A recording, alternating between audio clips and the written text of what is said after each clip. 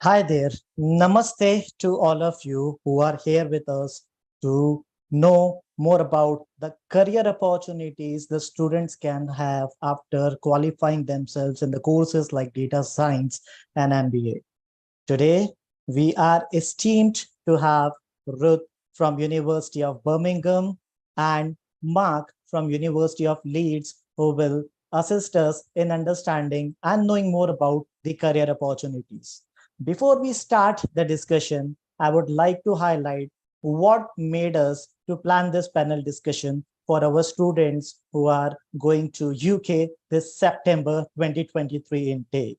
Let me talk about data. So we all know a very well fact that things get done only if the data we gather can inform and inspire those in a position to make a difference. We cannot imagine our life without data.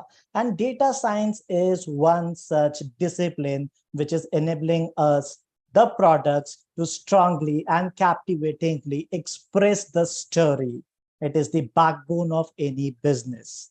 Before taking much of the time, let me start introducing our esteemed panelists. We have Ruth, the career advisor from University of Birmingham. Ruth is with University of Birmingham since she is handling engineering and physical sciences discipline, which includes the School of Computer Science. The students Ruth works with go into a range of industries related to STEM disciplines, one of which is the technology industry. Ruth helps students to identify options with their degree, work towards achieving career goals, and understand how to navigate the recruitment process within the UK labor market. We welcome you, Ruth, from SI UK family. Thank you. Then we have Marc.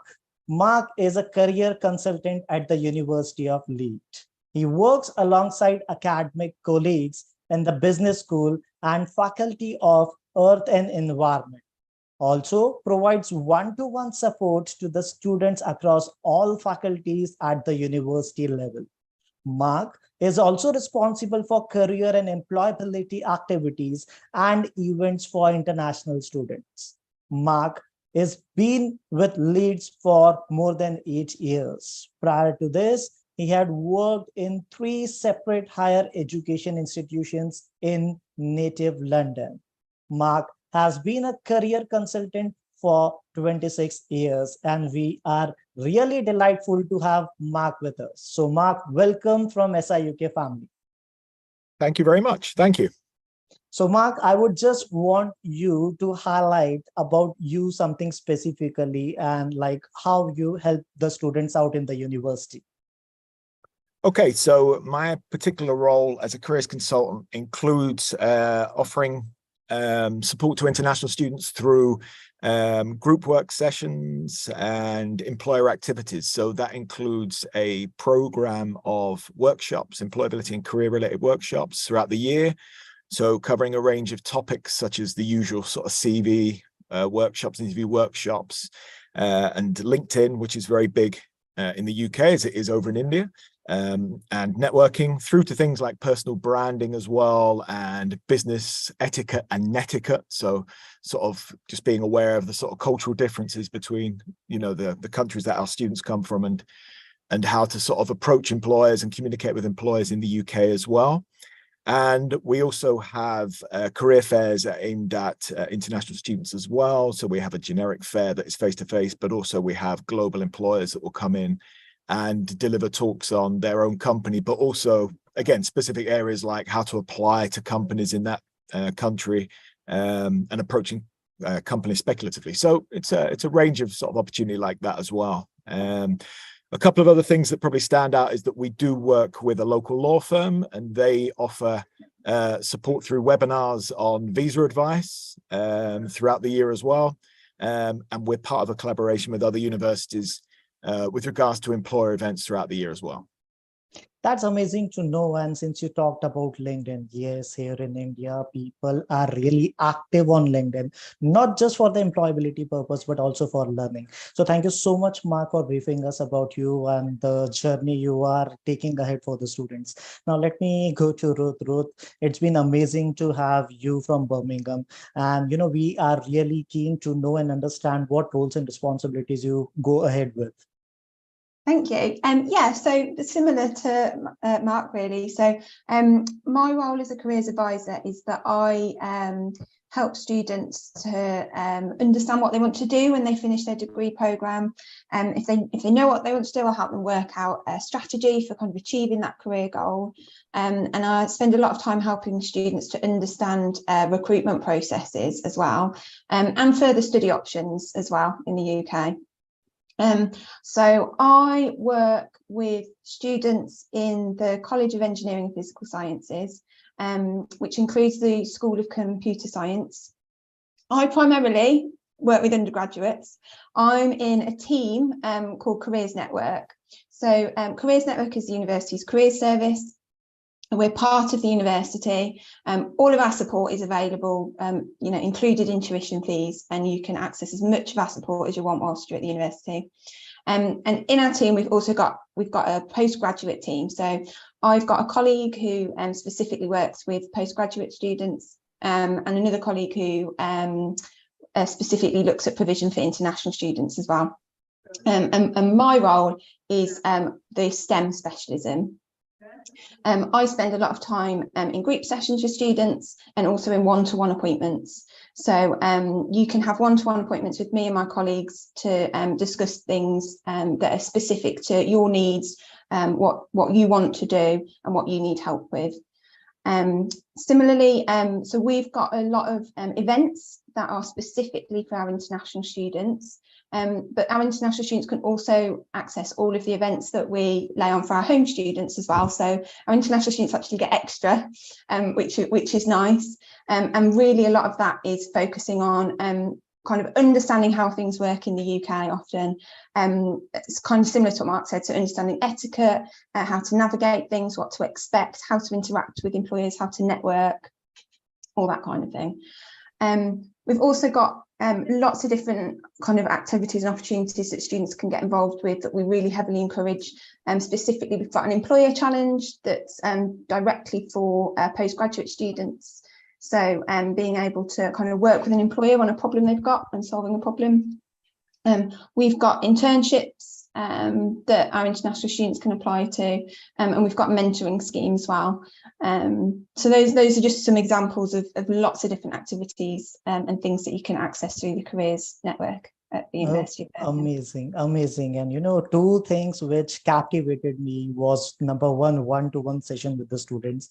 And I believe, yes, that is very crucial for the student to understand more about how to build a career, having one-to-one sessions. Second one, networking. Yes, that's very crucial. So let me come to Mark, since I understand that if I talk about Leeds is one of the city which is having mesmerizing nightlife, amazing shopping place, amazing culinary points. So, how do students network in that city if I talk about the international students? In terms of networking, so there's a number of ways they can do that. So on campus, we will invite in employers every week. So every week we'll have employers on campus. At the moment, or this year, we will work sort of our careers work by themes. So those themes will include things like commercial awareness, resilience, applications, branding, etc. So what we would do is we will tailor our employer work towards those themes, and the employer work will either be remote, which makes it slightly trickier in terms of networking, but the students can still ask questions, but we're getting back to face-to-face. And so we have a lot more employers who are coming on campus now post-COVID. And again, we encourage the students to network and ask questions with those employers. We have our biggest fairs. We have 4 big career fairs in October, the first sort of month of the term as well. And again, they are face-to-face, and we encourage all the students to come in and network there. Primarily, I mean, specifically with regards to the international students, we have a program available to all students that outlines who's going to be at the fair, but we also outline which of those employers will sponsor as well. So which will sort of offer the tier 2. And again, that pattern continues throughout the sort of year as well in terms of on-campus activities. So we've got clubs and societies as well. The clubs and societies will recruit employers and alumni to come in. And again, there's the opportunity there to network and develop sort of awareness of the sectors and job roles. Like you said, Leeds is, it's a fast developing city. It's massively improving in terms of sort of different sectors. So we also work very closely with employers locally. And again, those employers may be offering insight opportunities, open evenings in their offices. We have exclusive opportunities with employers locally as well. So again, they only will sort of recruit through us or advertise through us. And again, we will encourage the students to also engage in town as well, in city, as well as on campus. So there are lots of opportunities available to the students through either on-campus activity or in-city activity as well. Oh, wow, Mark, you are making me feel like I should be a student once more, and I should get these opportunities. Well, come to Leeds. Come to Leeds. That's lovely. That's lovely. Let me think and let me plan for, having one more master's for me. And that's amazing. Now, let me come to Ruth. Ruth, so, we also understand that UK is one of the vibrant and diversified country. And since we are talking about data science and management also, so it is very well said that information is the oil of 21st century. And we should understand how to analyze this information oil to combust the engine. So what would be your stake into this? Sorry, Jayan, can you ask me that again? I didn't catch all of that. Okay. Since, we also hear that information is the oil of 21st century, and today we have abundance of data. So what do you think, like, what are the job prospects for the students, those who are aspiring to be data scientists? Okay. Yeah, I mean, so if you're aspiring to be a data scientist, there's lots of opportunities in data science. There's lots of opportunities in kind of related occupations as well. The technology industry is growing. I believe it's the kind of the fastest growing industry in the UK. So there's a huge amount of opportunity. And, if you come and do the data science MSc at the University of Birmingham and you still want to be a data scientist at the end of it, great, but you don't have to be. There's lots of other opportunities. Some of our students have gone on to do all kinds of different things. So some of our students, and these are students from the whole of the school, not just data science, they've gone on to be kind of data analysts as well, which is slightly different from data scientists. So data analysts predominantly analyze the data that comes into a business and report on it, whereas data scientists quite often come up with new ways of trying to interrogate and collect data. But our students will also go on to be data engineers, software engineers, they'll go on to work in artificial intelligence, and or even in slightly broader roles, so just kind of general business analysis as well. There's a huge range of opportunities that you can go into in the technology sector. And I would say that there are so many that there is a really big long list on a website that we quite often refer students to. So if you want to learn more, I'd encourage you to go to a website called Prospect. So it's prospects.ac.uk. Go to job profiles and look at IT. And you will see a really long list that I haven't got time to go through today. And you can read in detail about all of the different job opportunities that you can go into. Oh, that's amazing to know the wonderful opportunities the students would be having. And I'm really keen to know more from Marc. So Marc, it seems like the only place where, success comes before work is dictionary. So, as a student, what do you think, what skill sets they should possess before, approaching to any UK employer? Oof, that's a big question. Can I just add to what Ruth was saying there, because I think it's quite an important thing that a lot of the students we work with, especially from other coaches, don't understand this sort of the importance of transferable skills and experience in the UK. And I think the UK is quite an unusual market as opposed to maybe other countries. And what I mean by that is that we have a lot of success with students who have built up skills and experience in activities that have nothing to do with the job that they eventually end up in. So, Ruth was mentioning there that there are lots of roles in terms of sort of data science and IT and what have you, but equally you could actually study data science and, study it, become a lawyer. You can go into sort of consulting and what have you. So that, there's a lot of other sort of roles they can go into, and that links into your question. And that essentially is in the UK. If the audience are interested in staying in the UK employers, really value transferable skills. The academics are important. The course they study is important, of course it is, but they are going to be looking at something else on top of that course, and that will be the skills from other activities. So obviously, the very specific things, the technical knowledge that you'd need to work in data science, you're going to get that from your course. But equally, you're going to look at the softer side, which we call the softer skills, although some people don't like that term. But that's around sort of collaboration. It's around communication. It's about being creative. It's about using your initiative. I think, a lot of the students that are successful at Leeds, and I'm sure it's the same at Birmingham, are very proactive. So, they will involve themselves in, clubs and societies. They will volunteer. They may work part-time. That work and those societies may not always necessarily be directly relevant to sort of data science or an IT role, but that's not the point. The point is that they need to develop skills where they are comfortable working in teams that are multidisciplinary. So you're working with people who aren't IT or aren't IT literate, may not have an IT background. You're working with customers who don't have that. And so you've got to be able to sort of, explain the very technical side of things in what we call a layperson's terms, a person who doesn't understand that. And so, the communication is important. Like I say, creativity, collaboration, those are things that have always been sort of very important. And coming out of COVID as well, resilience is going to be a big one. Resilience is a massive one at the minute for our students. Personality. I was on a panel yesterday with 4 employers. Every single one of them was talking about the personality has to come through, attitude has to come through. So it isn't just about what you study, although that is very important. That's what you're coming to the universities for. It is these other skills as well. So they're very important.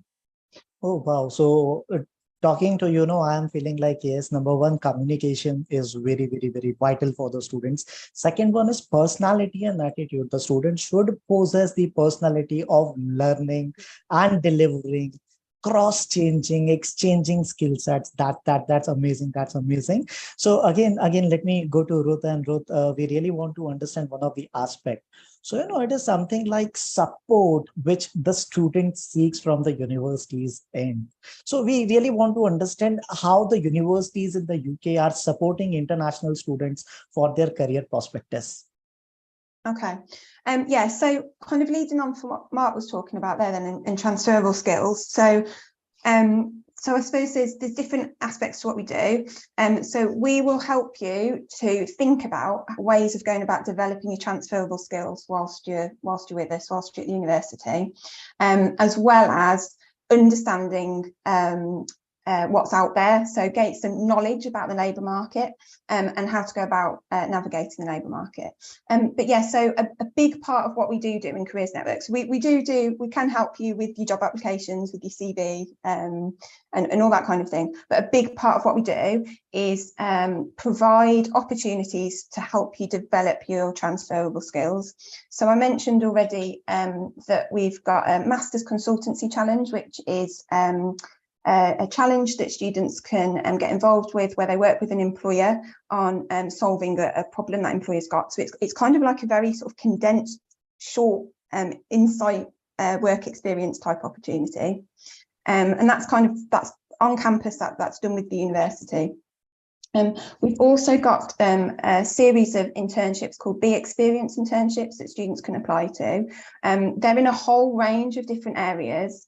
But students can apply, and they're short pieces of work experience where students can use their transferable skills in the workplace and develop them and give them the opportunity then to gain some experience that they can then articulate to employers when you go to apply for graduate jobs. We've also got something called a Postgraduate Professional Development Award, which is a bit of a long title, I realise.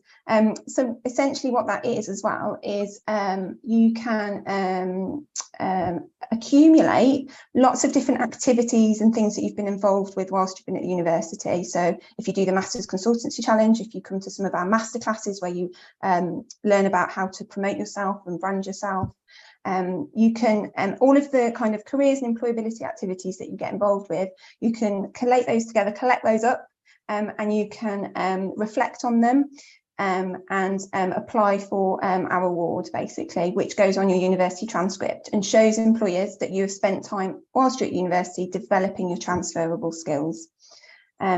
So there's lots of things that you can get involved with on top of your academic studies that we provide that will really help you to develop the experience and skills that employers look for when you're applying for your graduate level jobs. I'm really ecstatic to know and understand the support university is providing. That's amazing. So, this has given me a question like, Mark, I would like you to answer this since, students are really keen in bringing their communication over the employer's desk. So, it is really difficult coming from an Indian market and, then communicating to UK market. It is really difficult for an international student, specifically if I talk about India. They really are keen to learn and understand. So is there any kind of professional development programs which are also run by the universities during the course period? Yeah, there's a number of programs, and I think some of these are dependent on the course and the faculty that the student will go to. So it's not like every faculty in school here has a uniform sort of program. They may run their own sorts of programs with regards to that. Talking in terms of the career service, as Ruth said, we run a lot of activities where we will run workshops with regards to articulating the skills and activities that the students have secured in their home country. And we'll sort of help either sort of one-to-one in terms of how to articulate that to the UK market, or, as I say, with regards to the workshops, we'll do it as a group activity as well. We will involve employers with regards to this as well. So the employers will also come in and they will talk about what they expect from candidates, what they're looking for. They will reinforce the fact that any experience from any country is valuable. I think that's always something that we're always sort of asked. And I did a session yesterday to some pre-sessional international students. And again, it is, I've worked in, India, I've worked in China, I've worked in Saudi Arabia. Is that valuable? Absolutely it is. Yeah, definitely. I mean, lots of the companies that we work with are global anyway. So they're going to find work in other countries very valuable. And especially if they develop, skills and experience while they're here as well. That's equally valid. So yeah, there are a lot of programs, a lot of activities, exactly as sort of Ruth said with the programs at Birmingham, but it may be dependent on the faculty in terms of what that's actually entitled. They may not have the same title if you go into engineering as it might be in performing arts, but all of them will be helping to sort of develop the skills, encourage them to look at extracurricular activity and help them and support them to articulate that to employers moving forward. Absolutely, yeah. Oh, that's amazing. And that's the beauty of learning process, to articulate what skill sets the students is gaining and, then able to perform or, put forward in front of the employer. So Ruth, I just want to understand from your end, say, for example, the student is doing exceptionally well in the academics. Now the student is really keen to know and understand how to build the CV as per the international market, or specifically if I talk about UK market, because UK is also providing PSW of 2 years. So is there any support from the universities and to build the curriculum vitae for the student, or the guidance for the student to build the curriculum vitae as per the market standard? Yeah, so absolutely. So what employers in the UK like to see is, I suppose, a range of experiences and interest in different things, and a kind of motivation from students to get involved in different things. So when we're helping students to build their experience, we'll encourage them to think about their course discipline and how to get experience that's maybe relevant to their course or what they want to go into, if that's the kind of avenue they want to pursue.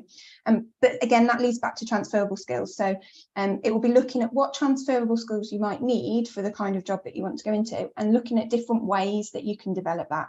And that might be through part-time work, that might be through some volunteering, that might be through one of the activities that I've mentioned already that we kind of run within the university.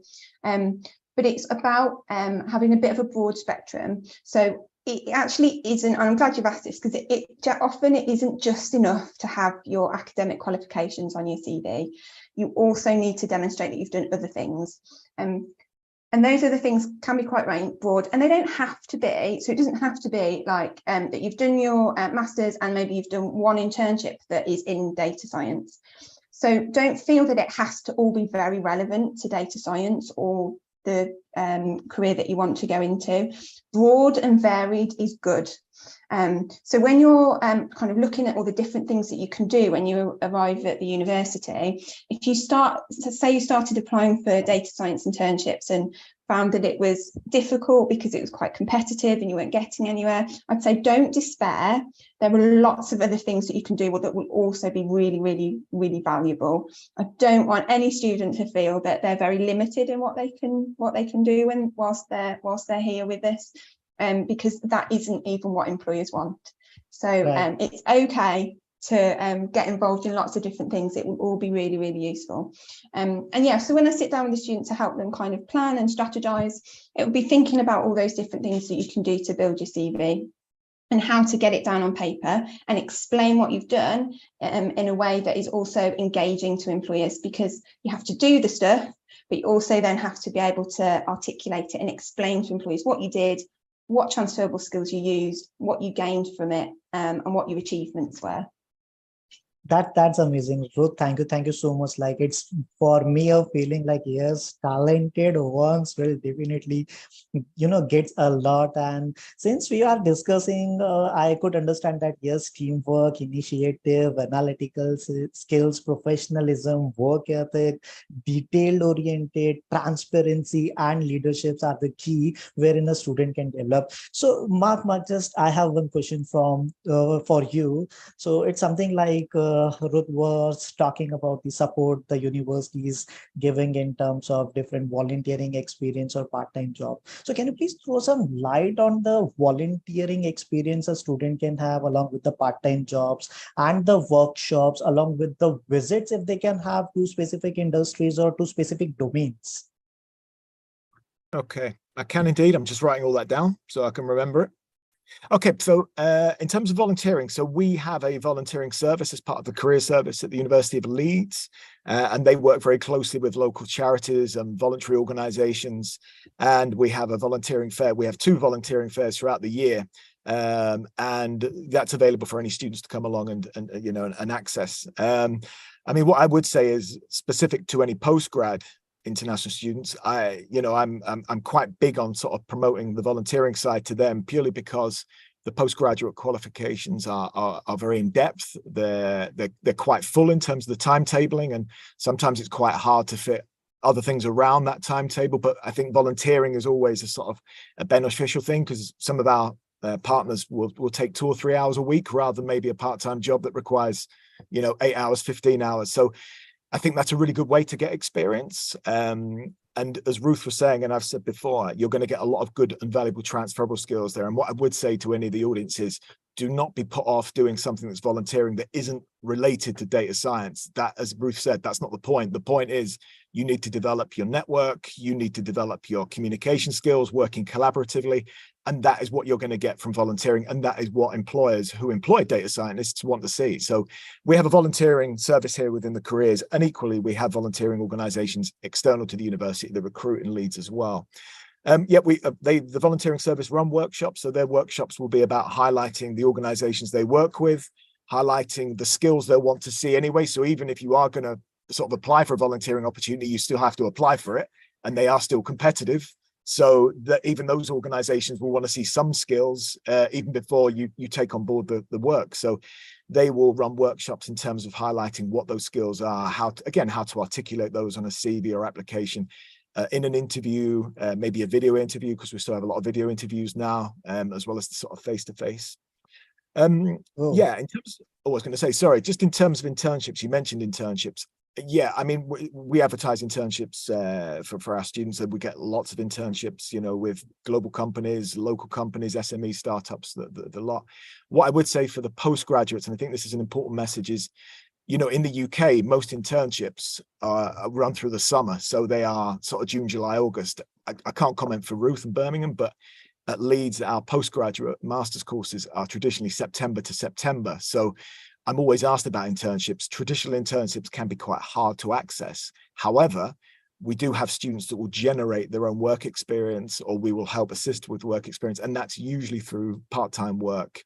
And what we have in the UK, which I think is quite similar to India, is we have a lot of hidden vacancies as well. So they're vacancies that aren't necessarily advertised on job boards, but they are vacancies where they are posted on somewhere like LinkedIn or through an application from a student to an employer to speculatively apply for something. And again, we've had a lot of success with the international students, especially on, I have to stress, on master's courses, getting that. If you're an undergraduate, then obviously the internships are accessible because your term finishes ready for those internships to start. Right. So I think that's everything you asked, I think. Right. So the key is adaptability, and university is really keen to provide this adaptability to the students. Meanwhile, let me welcome one more panelist we have with us. So we welcome N from SIUK family, and thank you for joining us. So let me introduce N to the other panelists and the audience we have. N is career consultant with University of Essex, and N is working with a number of departments to support their students to decide what they want to do after their degree. And this is really crucial for the student, because today students are really keen to know and understand what they should do with the degree they are possessing and getting.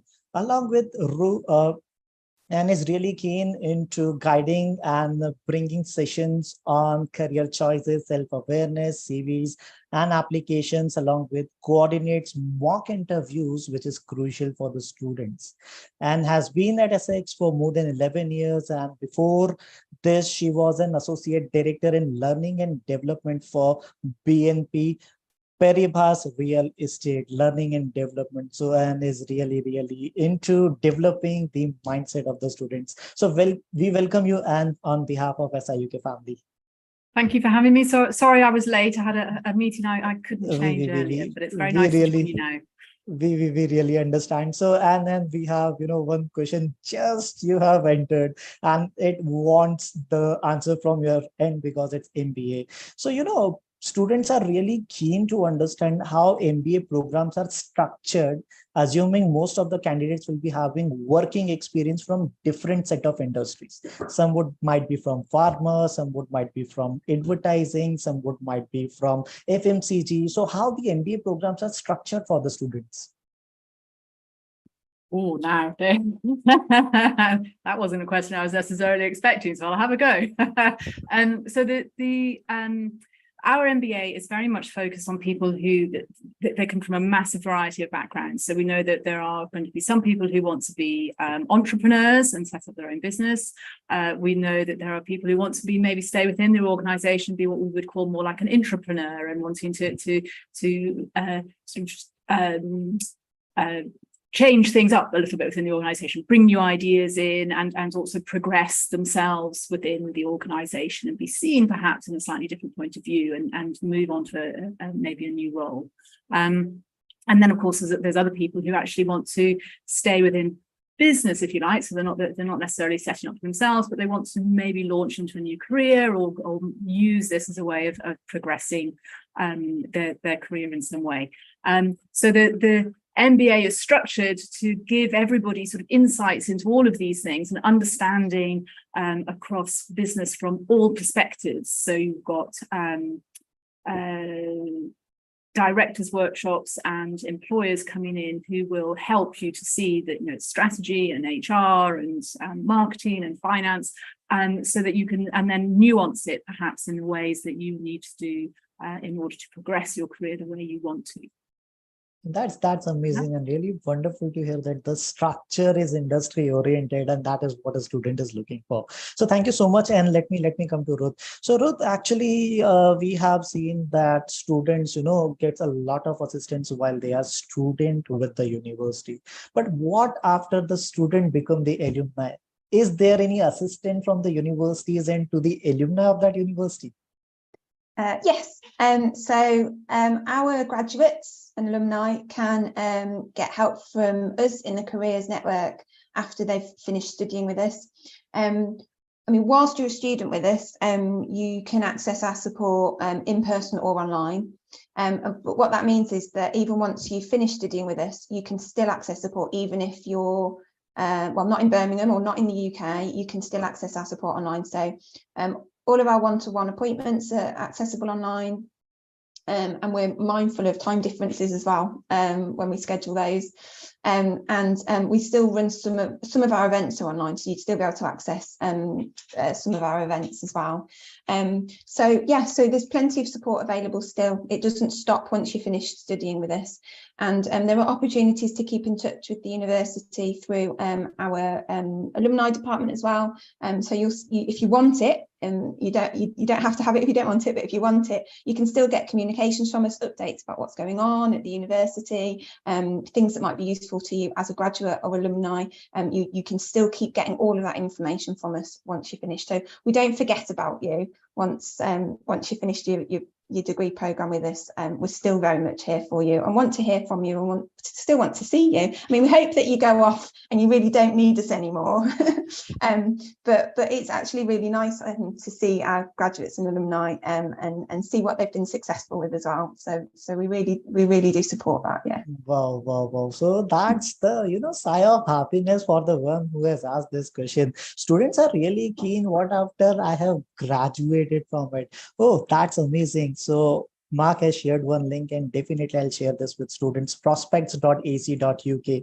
So this is one of the link, obviously, which will help students to understand these kind of things. And yes, after being an alumni for a particular university, still the university is ready to support you, and also university is ready to invite you for the various activities and events the university is conducting. Marc, this gives me one question for you, and it is something like, for a fresher who is entering into a university for master's program, so how it goes with them?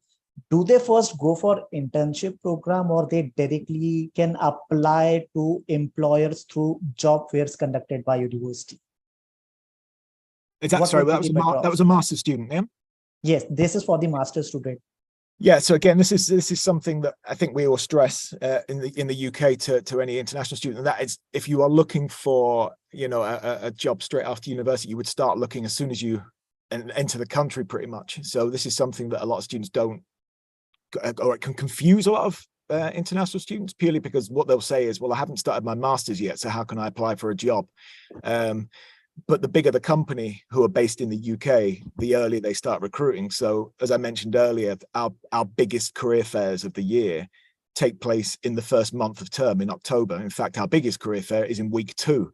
So the students won't have done much anyway on their masters by then. It will be basically welcoming and getting to know each other and that sort of thing. So so what they would do there is they would engage with the employers at the fair, and they would be looking for either internships. They could look at internships, but as I said earlier, for a master's student, the timing of the internships doesn't always tally with their course, but they can certainly look at things like insight opportunities, insight weeks, insight days. They can check to see if there are any internships that might run after they graduate, because I think in the UK anyway, post-COVID, a lot of companies now are offering opportunities to graduates as in terms of internships, because obviously they realized that during COVID, the students couldn't do much work experience, if any at all. So there are more opportunities in terms of internships, or they would be looking at graduate roles. So they would be going to the fairs to talk about the opportunities that are open once they finish their masters. But it is important that they understand that they must do the research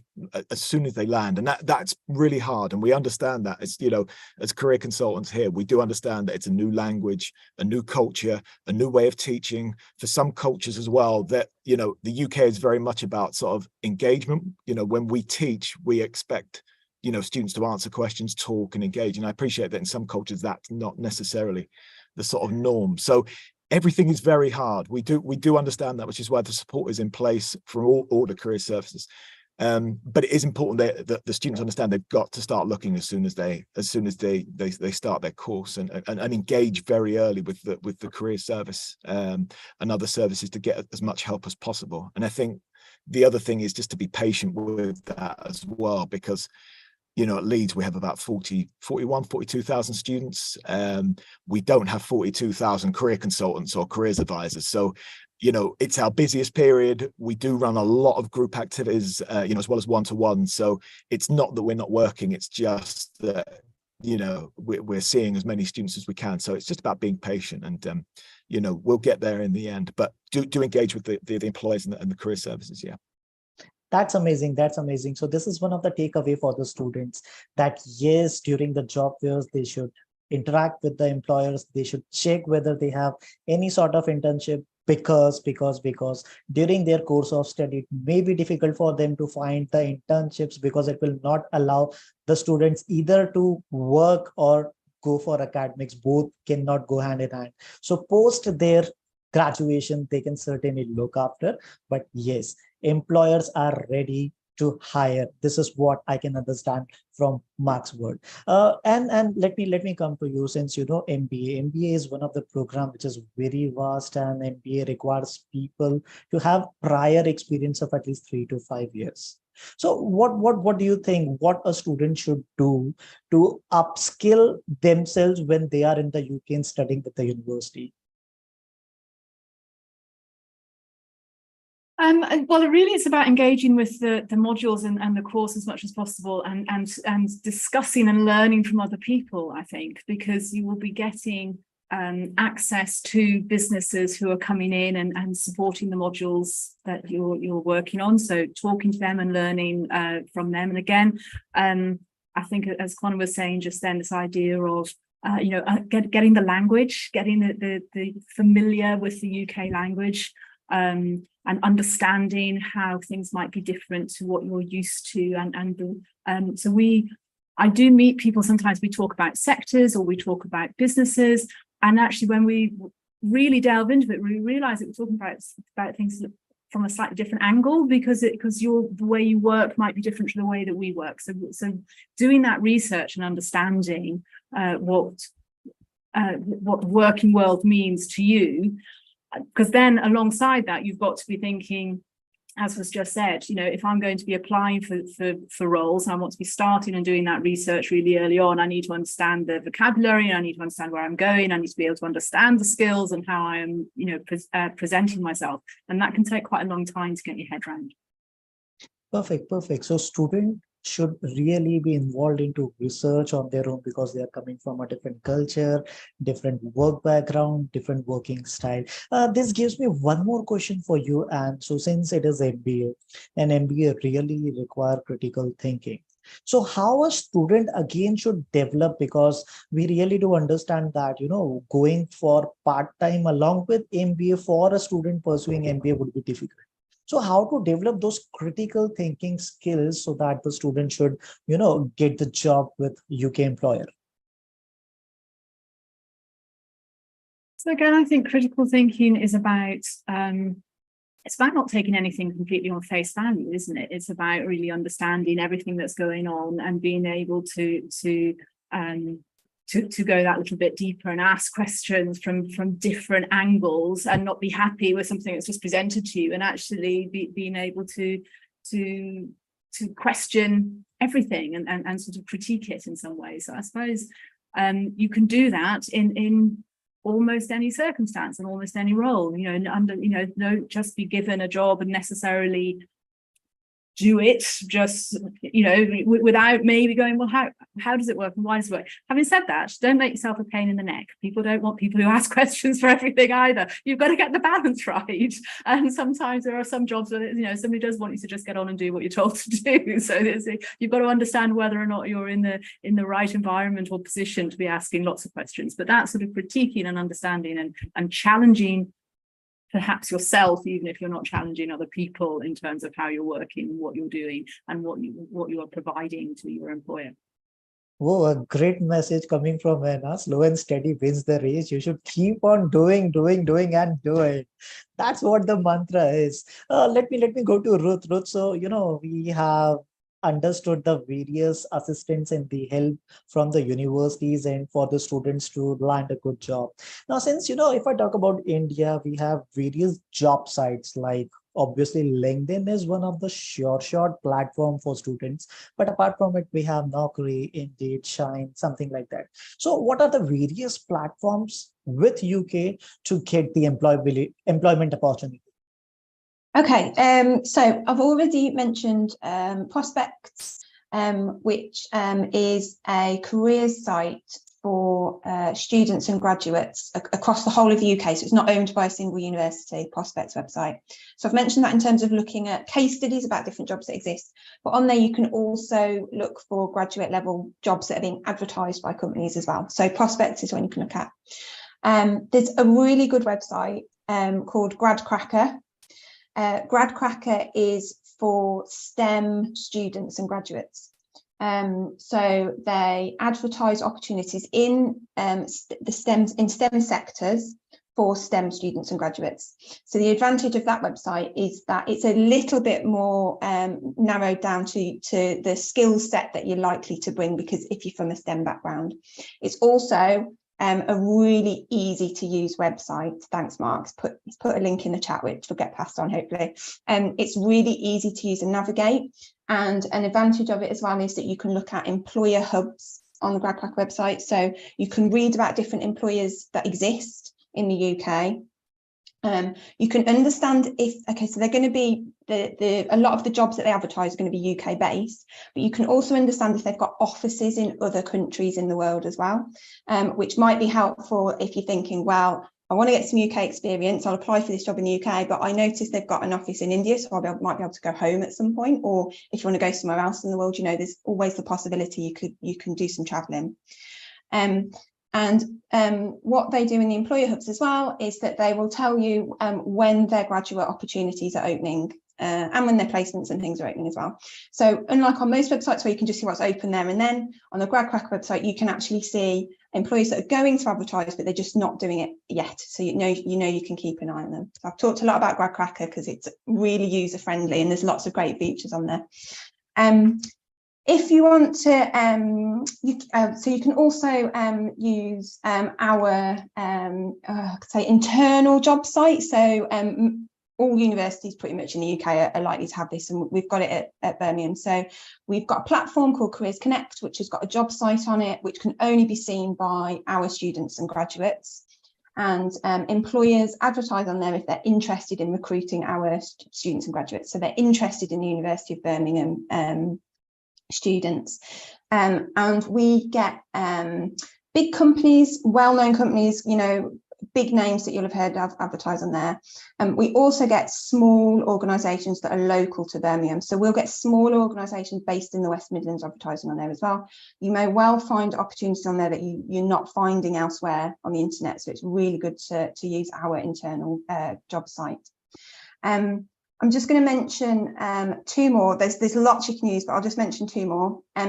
If you want to work in the technology industry, it's worth having a look at a website called TechnoJobs, which only advertises opportunities in technology. Now, the opportunities on there are all levels, okay? So you will get them asking for people with lots of experience, but it is worth looking on there just in case you find something in the technology industry that you can apply to. And you might have experience in India. So if you've got experience already and you're not a kind of the usual graduate that might just have a couple of months of work experience. If you've got substantial experience from your home country, TechnoJobs is quite a good one to look at as well, because you're not just looking at the graduate level stuff then. And finally, I'm going to mention a website called Student Circus. Now, at the University of Birmingham, we've got a subscription with Student Circus for you to access it. And on Student Circus, they are specifically advertising jobs aimed at international students, and they've got a really good feature on there where you can actually look at jobs that come with sponsorship. So Student Circus is a really good one to look at as well. Thanks, Mark. Whoa, bingo. So Ruth has given plethora of options to all the students hearing out there. And one of the exciting thing is there are various platforms which can assist you to fly anywhere around the world post graduating from UK. That's the great news for all the students. Ruth, thank you so much for sharing. So let me go to Marc. So Marc, you being sitting at UK's third largest manufacturing center, that is Leeds, and that's amazing. So I have got one question from the student. Since getting a degree into data science, what are the options the students may have? Maybe in the Leeds or maybe in the UK, or which center of the UK would be best to have the jobs in data science area? Well, that's a question. Um, okay, I mean, in terms of where to work, I mean, data scientists are required by pretty much every sector. So, you know, you're sort of, the world is your oyster, as we say in the UK. You can look at any sort of sectors. It's that's not the issue. In terms of where you would look for work, I mean, again, you know, the biggest cities are the ones that tend to have most of the opportunities. So yes, Leeds is a big city. We've got London, obviously. Birmingham's the second city, even though I probably should be talking about Leeds more than anything. But you know, the ultimate thing that we will talk about with the students is obviously it's, you know, what they're motivated to do in terms of the job role, what their motivation is in terms of where they want to work. I think it's something I want to stress, which again, I stress a lot to the international students is, you know, I'm aware that when the international students will start at Leeds, a lot of them will use the graduate route, they'll go into the graduate route, but a lot of them will be sponsored by a company. And so they will start applying for, you know, to companies that sponsor. The key thing is those companies need to see focus. They need to see that student is motivated, and that motivation comes through, you know, do they understand the culture of the organization? Do they understand what that organization actually does, what the actual sector is about, rather than thinking, well, I know they sponsor, so I'll just send an application to them. It very much is about focus, and every employer will tell them it has to be targeted. You have to target, and that means thinking about what you have done previously in terms of your work experience. Think about what you've done previously in terms of your extracurricular activities, think about what you have studied and how all of that links to the job that you're applying for. Because as Ruth has mentioned earlier, you have to evidence anything that you say you've got. If you say you are interested in something, you must evidence that, and you've got to be very specific with that evidence. You've got to show the employer that you've done your research into the employer, obviously into the sector, but also you understand yourself, which is a big thing that we do within the career service is self-reflection, because ironically, a lot of the time, you know, a careers practitioner can see the selling point for an individual before that individual can. And as Ruth and I have said earlier before Anne came on, you know, the UK is very unusual. You know, it likes transferable skills. It can see something that's a really standout piece of experience, and that individual can't see that because it's something that they think, why on earth are they interested in the fact that I was a captain of, I don't know, the cricket team or something, or why my hobby is collecting, I don't know, bird feathers or spoons or something.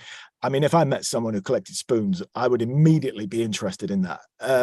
Now, your audience might think, who is this person talking about this? But I can see from Ruth and Anne's faces that they know what I'm talking about. So, you know, the thing is, you know, where the centers are and what can they do? They can do a lot of jobs. And I would echo what Ruth said, have a look at prospects, because prospects, you can look at a data scientist job. You'll look at all the skills and the qualifications required. But at the end, it usually says, if you're not interested in this specific job, you may be interested in this one. And it'll link to another job that is tied in with that. And, you know, as Ruth has said and Anna said, and they're quite right, every university has it, they will have their own job boards as well. And you're very much led by, if you see a job you're interested in, then that will tell you where you'll be working. And, you know, whilst I've worked with international students who are working in the big cities, Manchester, Leeds, London, I've also got students who managed to get sponsored who are working in towns they never heard of. I've got one in Stalybridge at the minute. They get a clue where I didn't even know where Stalybridge was. So it doesn't always work like that. It's, you know, you're led very much by the sort of role. You're led by your own motivating factors. You're led by the skill set you have. But I've got to stress, you have got to evidence. You have got to be specific. And, you know, I'll just say, there's two things I want to say. The first thing is, there's a saying in the UK that finding a job is a job in itself. It is. It's hard work. And you've got to do that alongside your master's, which is hard work, or your MBA, which is hard work. But your undergraduate is hard work as well, because you're in a different country. And that's the first thing. The second thing I just want to say, which is linked, but not quite, is there is another website that I just wanted to point out, and there's a website called Ukiza here. And Ukiza is a fantastic website for international students, provides support and advice on all things like sort of working in the UK and living in the UK. But they have recently increased the number of case studies from international students who have studied in the UK and have gone on to sort of either further study or work. And there's about 50 on there, I think, at the minute on that website. That is a fantastic resource to look at. It's really inspiring, great knowledge. I would advise anyone to look at that as well. So I think I've answered have I answered the question? I don't know. I mean, I know I got a bit random there with the spoons and the feathers, but anyway, you best ask Ruth and Anne for a more sensible answer. No. It has given one of the creative answer I have ever heard, and that's amazing, Mark. That's amazing, and it was brilliantly said. Students are having opportunities everywhere around the UK. It is just that you have to hunt for the right opportunity. Do not only run after big cities. Every place in the UK has opportunity for you. It is just that you should be adjusting, you should be transparent, and you should develop skill set. Thanks so much, Mark, for these words. This really meant a lot for all the students. This gives me one question for Anne, since we are talking about skills, and MBA, one of the vast program. So, and students are, really keen to understand what are the skill sets employers are looking to hire the people of MBA. That again a very big question. Very open. It's going to be very varied, because different sectors will have particular skills that they're looking for. Different employers will have, again, very specific skills that they are looking for. So at the end of the day, it's all about looking at the job descriptions and really making sure that you are matching to the skills there. The sort of generic skills that we talk about as a very sort of minimal starting point. Resilience is a big one these days. Employers really want to know that actually you can, that if something goes wrong, that you can pick yourself up and sort it out and do your very best, and not crumble under the stress of things that happen, because we do know that work life, particularly after an MBA, perhaps in the sort of the level of the roles that you're looking for, that they're going to be stressful environments possibly. So people need to know that you are resilient and able to cope with that. But also all the sort of, I was going to say standard ones, team working and communication and organization and prioritizing and critical thinking we've mentioned already. These are all skills that are very transferable, that you can use in most organizations and most level of work, and then you add your extras that you have on top of it from the studies that you've done, and also from the nuances of the organization and the sector that you're looking for. Okay, that's amazing. So to all the students, you have heard the skill set which you are possessing right now, because you already were doing job. The skill set, same skill set should be polished, and that will lead you to a good and reputed job which you are looking for in the UK.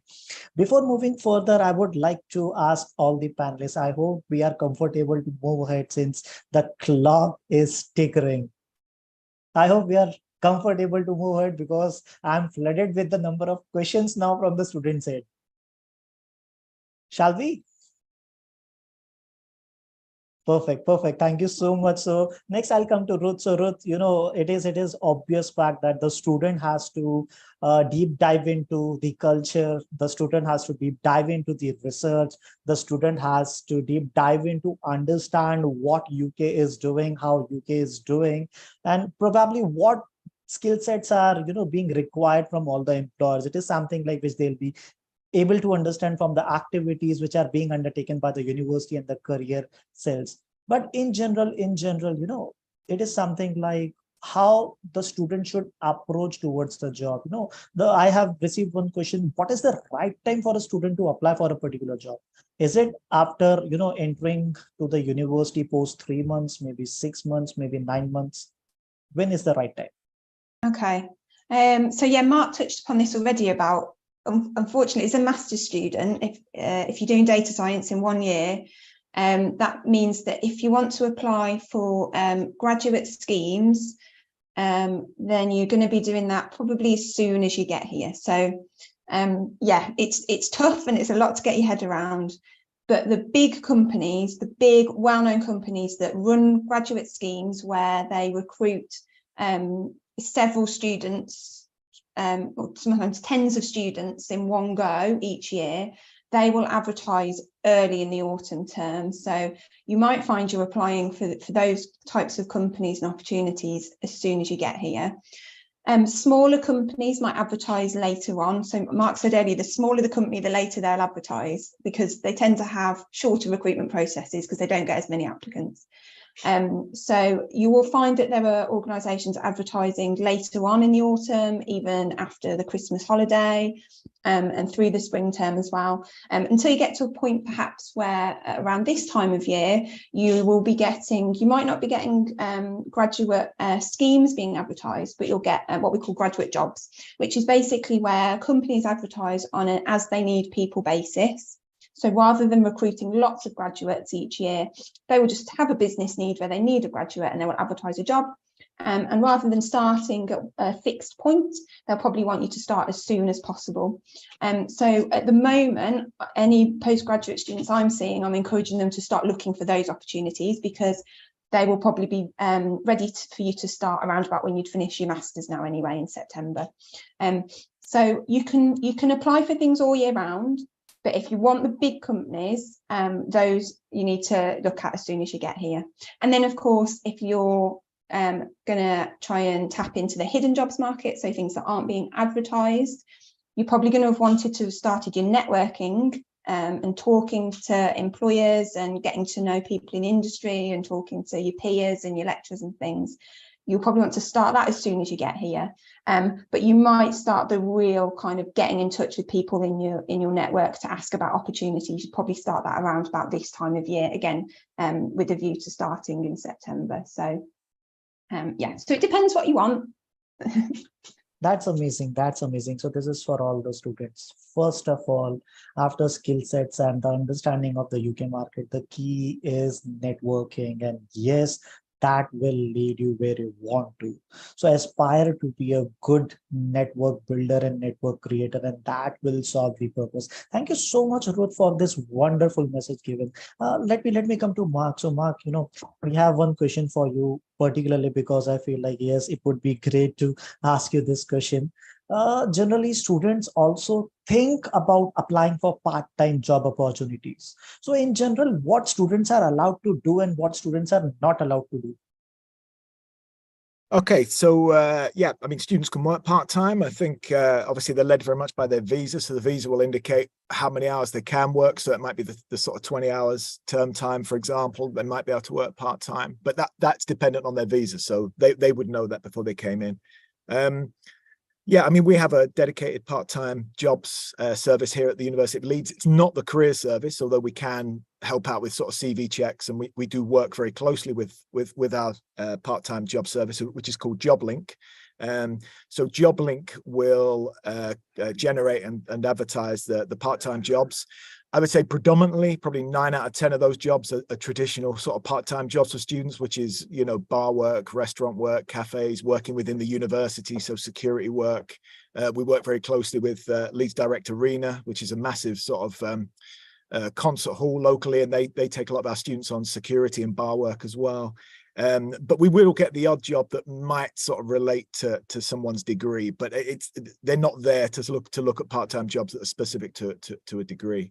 What I would say there is that, again, as Ruth said, and I've mentioned earlier, the networking is very important. LinkedIn is a massively important thing. If your students aren't on LinkedIn, they've got to get onto LinkedIn, because LinkedIn is very important for a number of reasons. And I'm not going into those. We do a workshop on that.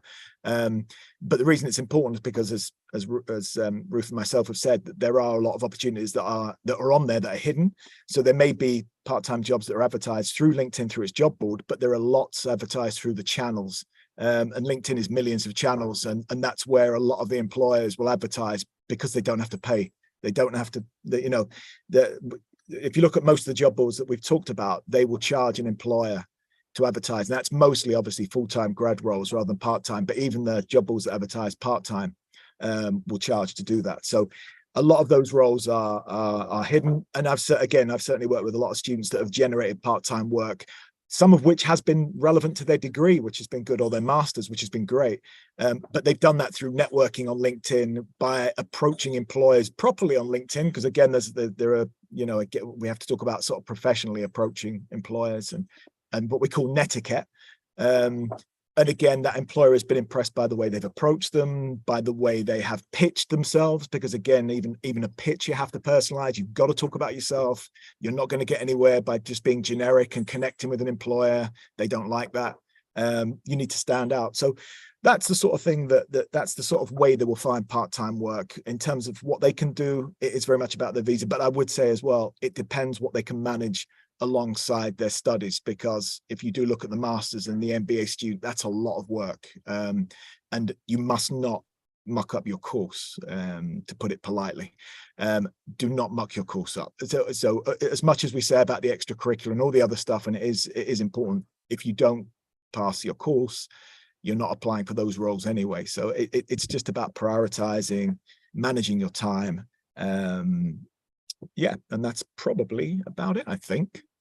That's great. So Mark again has given few of the golden words: prioritizing what you are there or why you have went to UK. Number two, time management. Although university is supporting for all your stuff, but it is who you have to decide what you want to do, and you have to really think your long-term aspect of studying from one of the prestigious UK university. Thank you so much, Mark, for these precious words. Now let me come to Anne. And so, since MBA, again, one of the most crucial program, and obviously this program has working professionals already having work experience. So we really want to understand what role career department of universities are playing in developing the student. I'm much more confident answering this question. I'm happy with this one completely. Okay, so we have different levels of support, I suppose, for this. So all our students, undergrads, right the way up to PhD candidates, can access the support that is available through the student development department, which kind of hosts the careers team, if you like. So we offer workshops and one-to-one appointments for, as I said, are available to all students.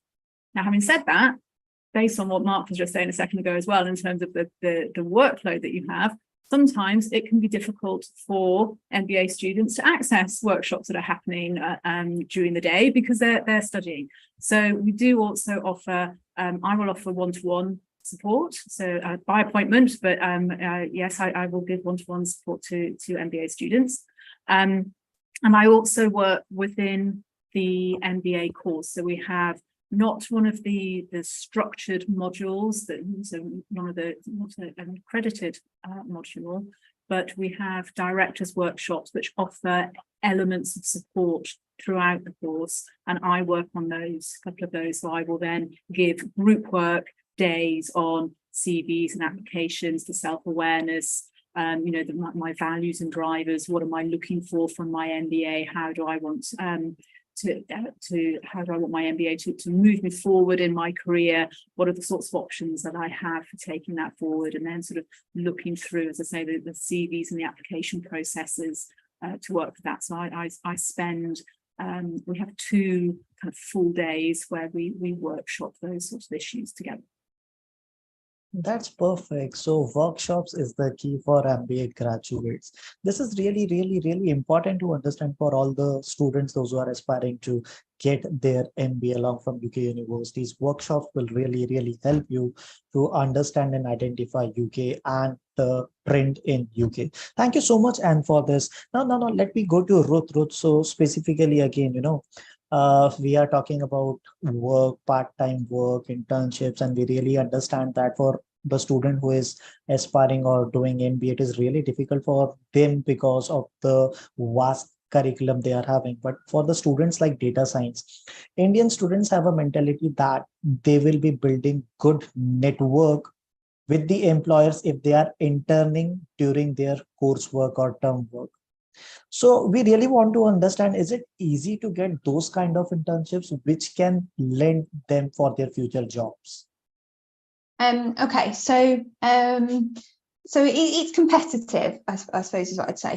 So any type of internship that is aimed at students with a particular career in mind, these tend to be really quite competitive. And Marc's already pointed out that A lot of the internships in STEM industries in particular, they take place over the summer, which is difficult for master's students because master's students are still studying over the summer after you've arrived. So it can be quite difficult to manage those alongside your studies.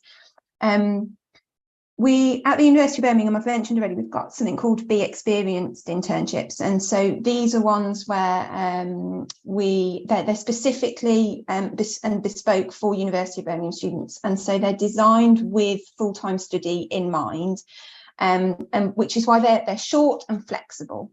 So there are those, and you may well find advertised opportunities that are not the traditional kind of summer 12-week internships that are more flexible and can work around your studies. If you're looking for part-time work that is really relevant to what you want to go into after your degree, rather than part-time work that will help you develop transferable skills, help you practice your English, but it's probably primarily so you can earn some money,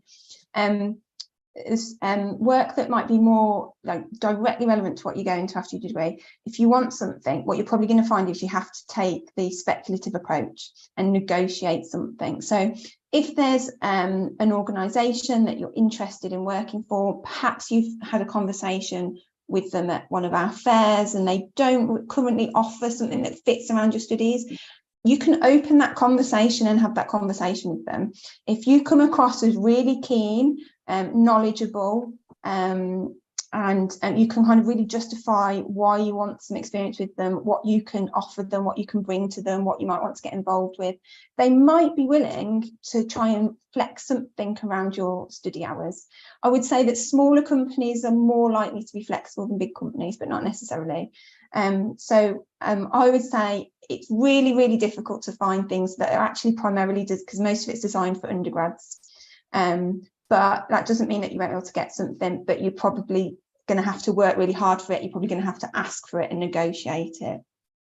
That's amazing. So again, a good message for all the students. Please keep in mind that you are going to UK to grab your master's program to give you more edge towards the professional program which you have chosen. Although, yes, if you are able to manage, then nothing like that. But please prioritize, as Mark also said. So Mark, we have one more question for you.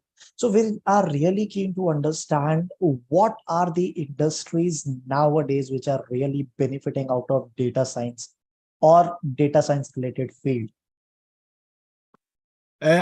Again, that's pretty much what I mentioned earlier. I mean, every industry, every sector requires data scientists. There isn't one particular one that's going to be sort of outstanding. So again, just coming back to my previous point, it's really about, again, what that student or that graduate is particularly interested in working in. It's understanding what that sector is about. It's understanding what that employer wants in terms of skill set and criteria and competencies. And then it's about evidencing those. So whilst what they could do at the minute is have a look at something like, the prospects website that Ruth was talking about, and I put into the chat, again, just to get an idea about, what the skill set is required. I mean, that's a very general sort of, it's not an actual job vacancy, but it gives you a very general outlook of the skills and competencies required of that role. And I think it's a benefit to have a look at that and have the students sort of cross-reference their CV with that, so they can look at it and think, well, okay, do I have all of these skills? Can I evidence the skills? Because I cannot emphasize this enough. I think, again, Ruth and I might back this up, but a lot of my work is getting the students to understand how to evidence properly in applications. And again, as we said, if it is in the UK, the fact that they may be discounting evidence that's very valuable because it's not relevant to the role, but actually it's relevant to that skill set. So I think in the first instance, I would always look at that. Again, Prospects actually does have jobs on it. So as well as having information about the job itself, it does have job vacancies. So again, they can search for a data scientist job. I'm not saying they'd have to apply for that one, but just to have a look at the vacancy, look at the skills required. But in terms of the industries, it's what we try and get the student to focus on is what industry are they interested in? What sector do they want to work in? Where is their motivation? Because ultimately, if they do manage to get through to the interview, the first question is going to be, why do you want to work for us? Why do you want to work in this sector? And they have got to evidence that properly. And that's going to come from their motivational factor, which comes from what they've done previously, what they've studied, where they've worked. So that I can't stress that enough. That I'm aware that students want jobs. I know they want jobs. I know that some students have a blanket approach. We all know that. I think Anne and Ruth will have those sorts of students, but the employer will always say they can pick a blanket. They need someone who's focused. So that is, again, I've got to stress that. Okay, that's great. So every sector, every segment will be now using data science, and we cannot imagine any industry working without data science. Thank you so much, Mark. So I'll be taking one or two more questions because we really understand the time constraint we have. But yes, students, don't worry, since you will be going and flying to UK, you will be able to meet your career representative. So not to worry. So, and I have this question for you, particularly since again, we are talking about management. People are now, have two mindsets. Number one, since, they are into management field and data science is really growing these days, many of the things are being taken by artificial intelligence. Machine is able to predict what management people used to predict, the business analysis, the forecasting in terms of demand, in terms of supply, everything. So what do you think? What is the impact of data science in management area? I'm not a data scientist, so I may go off on a slightly off track from here, but my understanding of it is that AI can produce a lot of work quickly and it can analyze a lot of work quickly, but you need managers to be able to really understand that and nuance it and understand how it's working for their particular business and their particular clients. So it will make some of the research and initial analysis will be done more speedily for them, but they then need to say, how are we taking this forward? What are we doing with it? How does it really relate to us? How am I going to explain this to my board or my clients and build on it in some way? So it's helping, but it isn't taking away the job of the manager and how they are running the business completely. It's changing maybe the starting point that the manager comes from because it's done some of the initial stuff. I think that would be my understanding of it. Whoa, so this is a good news for all the people going ahead with MBA as the program. A big sigh of relief for them because AI is definitely going to help you to ease out your effort and to make quicker decisions. That was wonderful. One last question I am keeping in front of all the panelists. This is in general the question which the students are having nowadays in mind because they are hearing everything into the news about the market with, market is changing the phase or something like that. So talking about how will the ongoing recession which people are hearing, students are hearing, will affect the jobs in future, or it will bring more job opportunities. What do you think? Now, this is in general. I'll start with this. I'll start with it. I'm just going to add a little bit to Anne's point, and it relates to this anyway. So, this thing around sort of the skill set and what have you. Obviously AI is affecting, sort of jobs, and there'll be jobs next week that don't exist today. And there'll be jobs when the students who are starting their master's start, and next year there'll be jobs that don't exist. In fact, I was talking to some students yesterday about the fact that in Paris, the Paris Olympics, which is a year away, they will be using drone taxis, which, is like, I'm a big film fan. It's a bit like Fifth Element, Bruce Willis driving these taxis around in the sky. They're actually going to use that. Now, they don't exist at the minute. So I think, yes, technology and AI is affecting sort of job roles. And I think, what Anne was saying about those skills, it's really important that the students understand that AI will be doing a lot of work that a lot of people are doing now. And, in the UK, we're talking a lot about upskilling. Everyone's going to have to upskill. They're going to have to learn new skills. And a lot of those skills are very human. So a lot of the skills that employers will be looking for will be very human skills. And I mentioned, earlier on about the panel that I had yesterday for employers, and all of them mentioned personality. They were all talking about the fact they wanted personality to come across from candidates at interview and how they sort of evidence that. Yeah, I mean, as I say, we are in a session, the vacancies are slightly sort of decreased, I think this month, in terms of opportunity, but opportunity will arise as well through technology. I mean, that technology will generate jobs. And I think the key thing, and again, this is another really important aspect in the UK, which is something that, you know, the students and graduates aren't necessarily great with, because the employers feed this back to us, but it's about commercial acumen. It's about commercial awareness.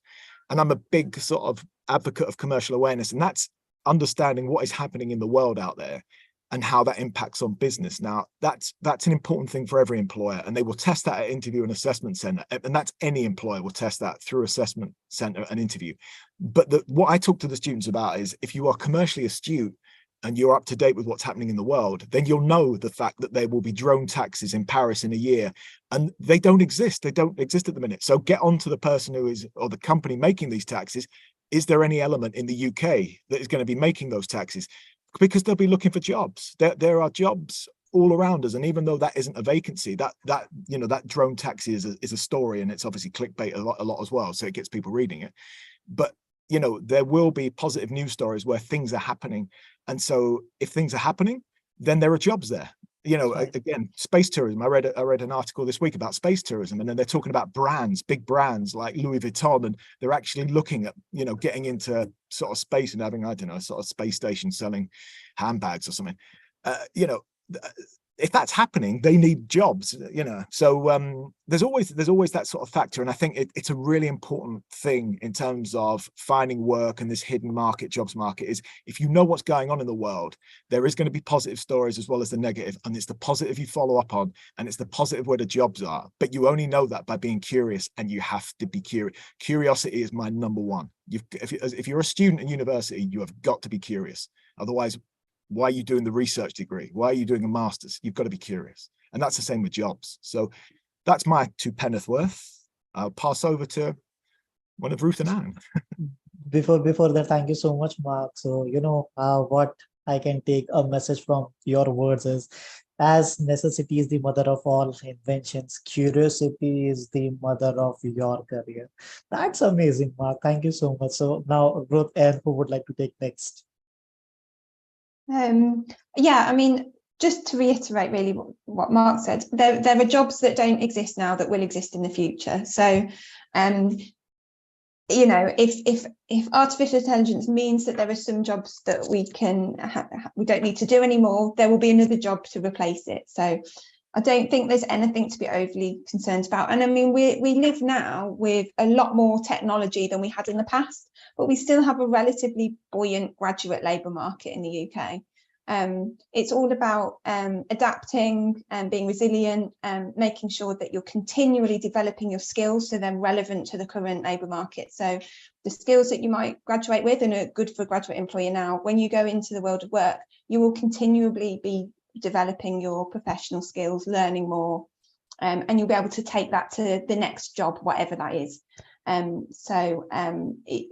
don't think it's something to be feared. I don't think it's something to worry about, and I don't think that artificial intelligence is going to completely wipe out our graduate labour market. Okay, perfect. So skills, that is the key. And just last few words from your end. Really difficult to follow both of those, isn't it? It's like trying to think of something slightly different to add. I think that the key word of curiosity is a really good one, actually, and because it is about doing your research and understanding what is out there, but also curious kind of about yourself, I suppose. Is that kind of understanding, well, what do I want? Why do I want it? Where do I think I'll be good? What are my skill sets? And kind of understanding how you can then fit in with these organizations and sectors and changes in the AI and all of these things that are happening. You can understand how it challenges you, how it excites you, where you can see a gap that maybe you can start, or something that you can align yourself with. So I think a lot of people do that external curiosity and that research, which is obviously absolutely key. Got to understand yourself to be able to understand how you are selling, what you are selling, and how you are matching into all of those things. So I think it's both sides. Perfect. So thank you so much. This questions brings us to the end of this wonderful panel discussion. Before we end, I would like to extend my heartfelt gratitude to all the panelists, Ruth, Marc, and Anne. It was lovely to have you It was lovely to understand about the career aspects from your words of wisdom. It is really inspiring to know the experienced career people are carrying with the universities. And now this is the assurance to our Indian students that yes, they are they are having the plethora of opportunity for developing themselves within the university as well as after being an alumni. Thank you so much. And before again we end, I would love to click one screenshot as I say 3, 2, 1, go. So please adjust yourself. 3, 2, 1. Thank you so much. Thank you so much. And this brings to the end of this session. Namaste. Thank you. Thank you. Thank you. Good luck. everybody. Bye. Good luck. Thank you. Thanks for having us. Bye-bye. Bye. See you soon.